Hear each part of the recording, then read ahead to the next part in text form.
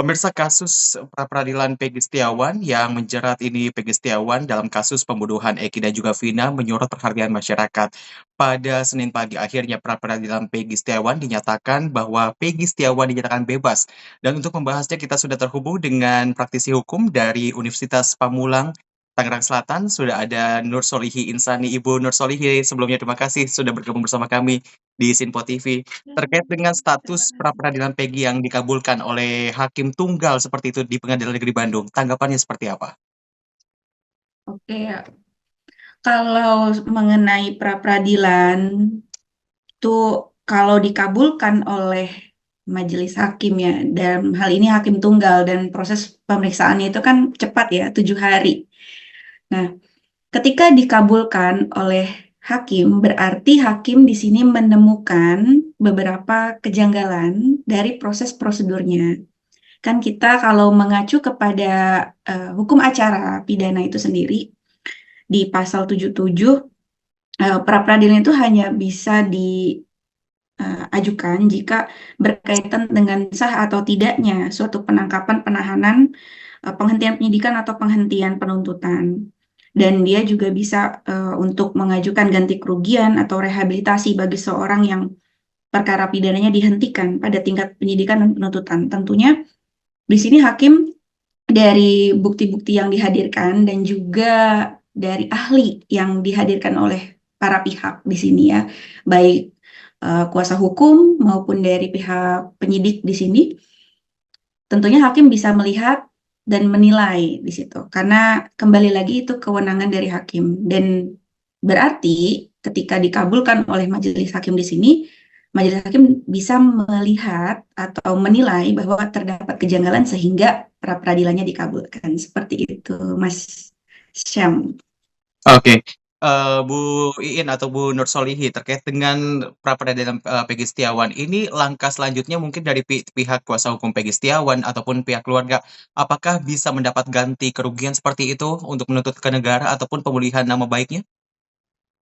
Oke, berdasarkan aturan hukum yang berlaku di Indonesia itu sendiri, ketika seseorang mengalami salah tangkap atau yang tadi saya sebutkan di pasal 77, kembali lagi tadi di poin sebelumnya menyebutkan bahwa dia berhak untuk mendapatkan ganti kerugian, nah, atau pemulihan nama baik di sini. Hal itu diatur di dalam pasal 95 dan juga 97 Kitab Undang-Undang Hukum Acara Pidana, di mana seorang tersangka atau terdakwa di sini yang mengajukan atau masuk ke dalam pra-peradilan berhak untuk menuntut ganti kerugian karena ditangkap atau ditahan, dituntut dan diadili atau dikenakan tindakan lain tanpa alasan berdasarkan undang-undang atau karena kekeliruan mengenai orangnya atau hukum yang diterapkan. Jadi bisa karena salah tangkap tadi atau prosedurnya yang salah, tidak berdasarkan KUHAP, seperti itu, dia bisa menuntut ganti kerugian atau rehabilitasi atau pemulihan nama baik, seperti itu. Oke, terkait dengan salah tangkap ngomong-ngomong kalau soal tangkap sebagai praktisi hukum, Bu Nur Solihi ini menanggapinya seperti apa? Apakah memang prosedurnya yang salah atau mungkin dari tim penyidik yang kurang teliti dalam menangkap status DPO dari Peggy Setiawan tersebut? Oke, saya rasa pihak penyidik juga sudah profesional ya dalam menjalankan tugasnya sebagai penyidik gitu. Nah, adanya salah tangkap di sini kan bisa terjadi karena kekeliruan, apakah terhadap lokasi seseorang pada saat itu, atau kemiripan nama, atau juga karena kemiripan daripada wajah orang tersebut kayak gitu. Jadi memang perlu sekali apa ya ketelitian dari pihak penyidik dalam menentukan seseorang ini apakah betul terduga pelaku atau bukan. Dan jangan sampai buru-buru menentukan apakah orang ini betul-betul pelaku atau tidak, seperti itu. Jadi memang harus perlu kecermatan untuk menentukan hal ini agar tidak terulang lagi pra peradilan. Oke. Seperti itu, Mas. Siap. Sebagai praktisi hukum, Bu, kalau misalnya kita berbicara soal pra-peradilan ataupun ini korban salah tangkap, bisakah tim penyidik dari Polda Jabar itu ataupun pihak Direkrimum dari Polda Jabar ini dilaporkan oleh tim kuasa hukum Peggy Setiawan atau seperti apa langkah ataupun mekanisme hukumnya di Indonesia?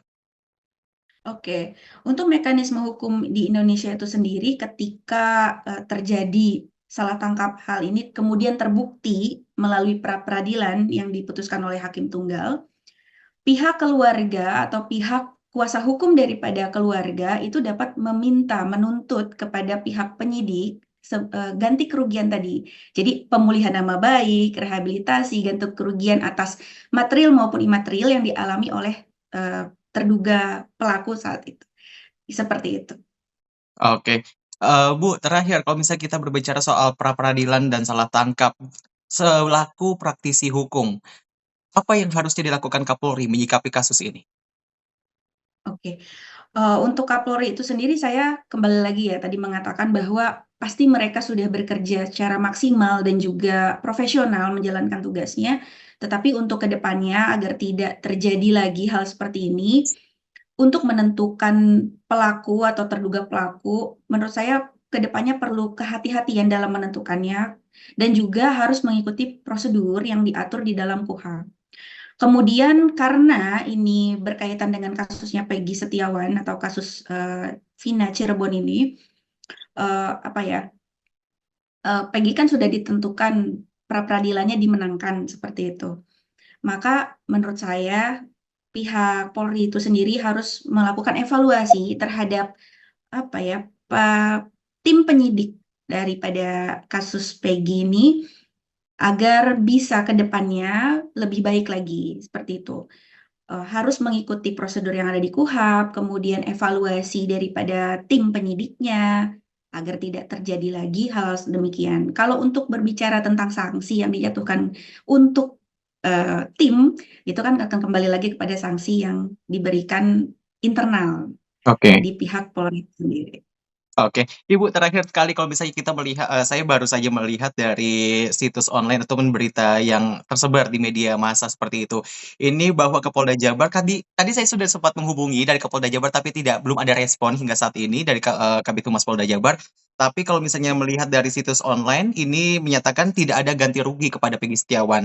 Jadi langkah yang harusnya ditempuh ini seperti apa kalau misalnya memang dari Polda Jabarnya menyatakan hanya dilepaskan saja Peggy Setiawan seperti itu, Ibu?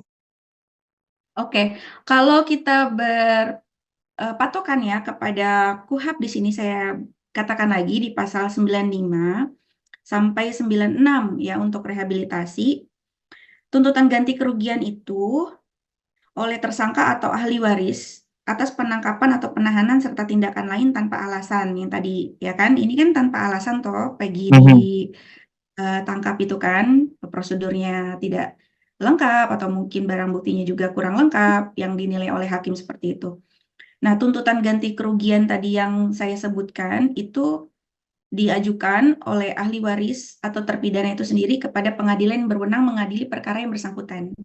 Jadi, tuntutan ganti kerugiannya itu bukan diajukan kepada pihak penyidik, tetapi Oke. diajukan pada pengadilan yang berwenang mengadili perkara yang bersangkutan itu tadi.